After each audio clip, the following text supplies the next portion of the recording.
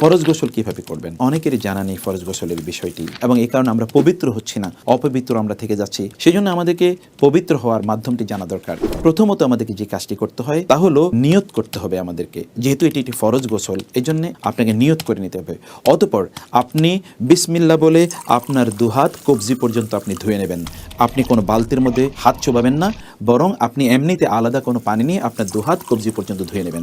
অতঃপর বাম হাত দিয়ে আপনার লজ্জাস্থান খুব ভালো করে আপনি সাবান দিয়ে ধুয়ে নেবেন, এবং যত জায়গায় অপবিত্রতা লেগে আছে সবগুলো জায়গায় ভালো করে ধুয়ে নেবেন। তারপর আপনি অজু করবেন, যে অজু আপনার করা দরকার সলাতের জন্য, এবং এই ক্ষেত্রে না এবং আপনার গলার ভিতরে পানি দেওয়া, অর্থাৎ আপনার কুলি করা, এই দুটো জিনিস আপনাকে নিশ্চিত করতে হবে। তারপর আপনি কোষ বন্দি করে 3 বার পানি মাথায় দেবেন, এবং চুলের প্রতিটি গোড়ায় যেন পানি ঢুকে যায় এটি আপনি নিশ্চিত করবেন। তারপর 3 বার পানি দেবেন আপনার ডান দিক থেকে, এবং আপনার বাম দিকে আপনার 3 বার পানি দেবেন। এভাবে গোটা শরীরটি ধৌত করে সর্বশেষে আপনার পাটি আপনি ধুয়ে নেবেন। এর মাধ্যমে আপনার ফরজ গোসল সম্পাদিত হয়ে যাবে ইনশাআল্লাহ।